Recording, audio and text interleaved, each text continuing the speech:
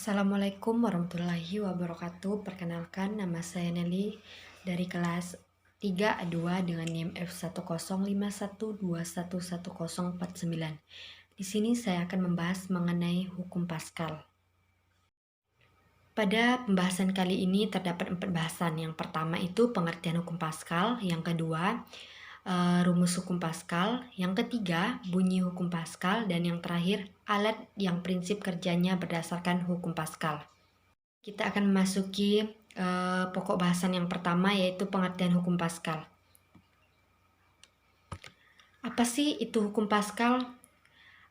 Hukum Pascal adalah sebuah prinsip kerja yang memiliki keterkaitan antara tekanan yang disebabkan oleh zat cair dalam ruang tertutup.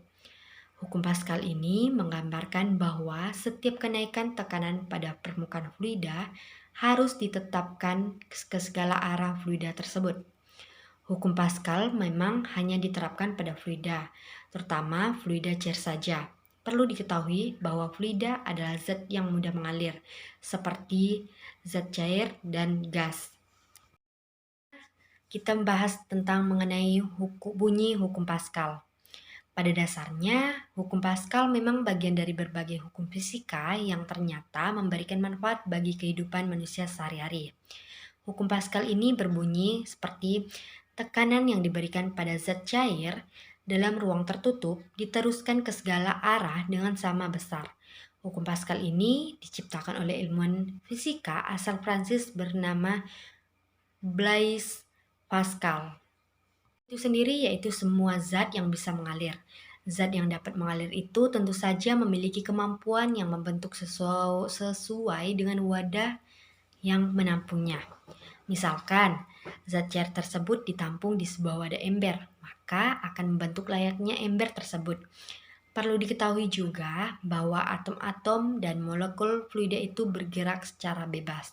Dalam hal ini memiliki beberapa jenis, yakni fluida statis dan fluida dinamis. Selanjutnya yang kita bahas yaitu rumus hukum Pascal. Pada rumus hukum Pascal ini saya mengambil contoh penggambaran melalui sistem kerja pompa hidrolik. Bisa dilihat pada gambar tersebut. Pada pompa hidrolik merupakan salah satu penerapan dari hukum Pascal. Jika pada penampang dengan luas A1 diberi gaya dorong F1, maka akan dihasilkan tekanan P dengan rumus bagi berikut, yaitu P sama dengan F pangkat 1 per A1.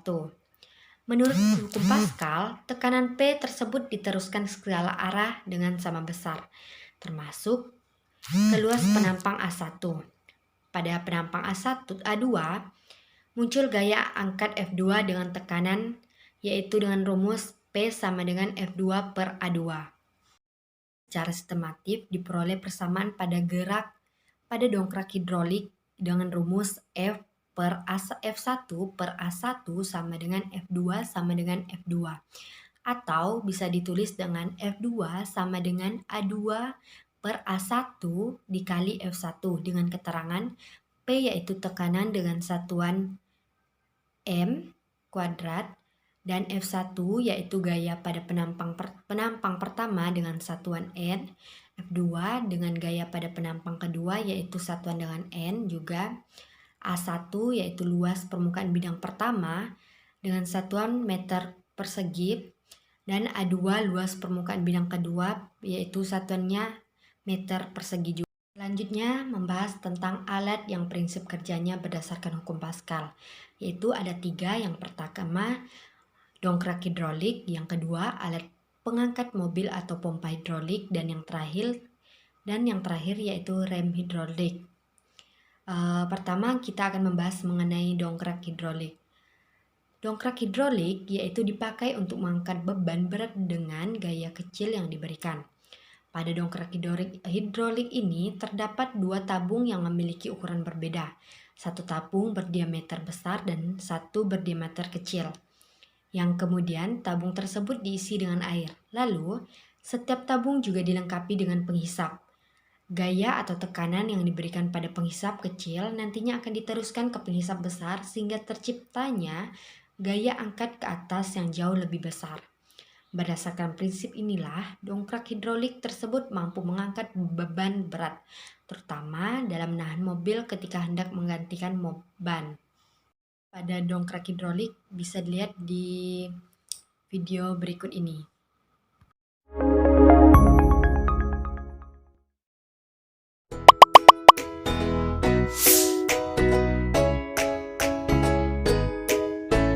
Assalamualaikum anak-anak.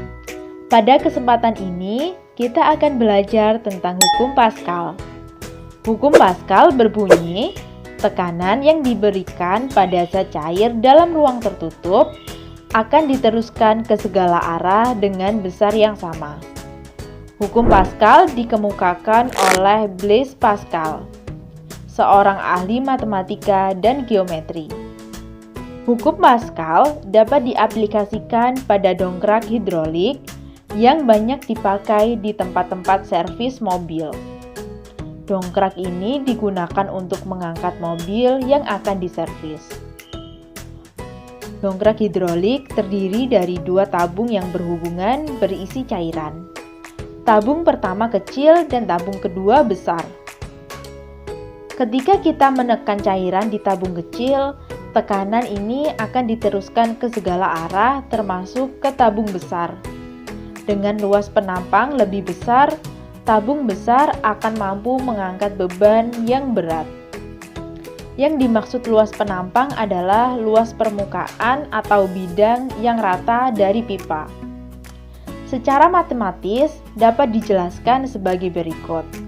Pada pipa kecil, gaya F1 menekan luas penampang A1 akan menghasilkan tekanan sebesar P1 sama dengan F1 per A1. Tekanan P1 diteruskan sama besar oleh cairan ke pipa besar. Tekanan pada pipa besar kita simbolkan P2.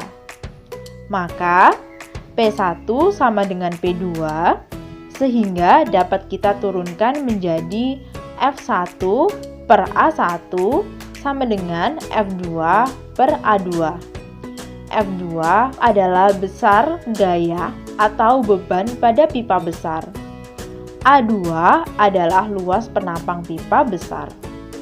Supaya lebih memahami, mari kita coba mengaplikasikan hukum Pascal pada contoh soal berikut. Pada dongkrak hidrolik, tabung kecil dengan luas penampang 10 cm persegi diberi gaya 10 Newton. Hitunglah besar beban yang bisa diangkat oleh tabung besar yang luasnya 0,5 meter persegi. Dari soal diketahui A1 sama dengan 10 cm persegi dan A2 sama dengan 0,5 meter persegi. Di sini satuan luas penampangnya harus disamakan terlebih dahulu. A1 sama dengan 10 cm persegi sama dengan 10 dibagi 10.000 sama dengan 0,001 meter persegi. Selain luas, diketahui juga pada gaya penampang kecil F1 sama dengan 10 Newton. Lalu kita akan hitung beban pada tabung besar. Besar beban kita simbolkan F2. Kita tulis rumus matematis hukum Pascal. F1 per A1 sama dengan F2 per A2. Kita masukkan angkanya. 10 per 0,001 sama dengan F2 per 0,5. Kita hitung ruas kiri. 10.000 sama dengan F2 per 0,5. Lalu kita lanjutkan menghitung F2 sama dengan 0,5 dikali 10.000 sama dengan 5.000 Newton. Jadi besar beban yang dapat terangkat sebesar 5.000 Newton. Mudah bukan? Mari kita coba anak-anak. Yang kedua yaitu alat pengangkat mobil atau pompa hidrolik. Alat ini sering disebut sebagai alat pengangkat mobil atau pompa hidrolik. Nah, bagaimana sih prinsip kerja pada alat ini? Jadi, prinsip kerja pada alat ini memakai udara yang mempunyai tekanan tinggi. Kemudian, dimasukkan ke salah satu dari kedua dari dua keran terhadap pada alat tersebut. Udara akan dimampatkan dalam suatu ruangan hingga menghasilkan tekanan yang besar. Tekanan yang besar itu lalu diteruskan oleh minyak ke penghisap yang memiliki ukuran yang lebih besar. Tekanan tersebutlah yang akan menghasilkan gaya angkat yang sangat besar, sehingga bisa digunakan untuk mengangkat mobil. Penjelasan tersebut bisa dilihat pada video yang saya bagikan tersebut. Aku tahu bagaimana mesin pengangkat mobil bisa mengangkat mobil. Padahal gaya yang diberikan tidak terlalu besar. Mesin pengangkat mobil terdiri dari dua tabung berhubungan dengan diameter berbeda yang diisi cairan. Gaya tekan pada pengisap pertama digantikan oleh udara. Ketika alat ini dioperasikan, udara bertekanan tinggi dialirkan ke reservoir. Tekanan tersebut diteruskan oleh zat cair ke penghisap kedua, sehingga diperoleh gaya angkat yang sangat besar yang dapat mengangkat mobil bahkan sampai ketinggian 1,5 meter.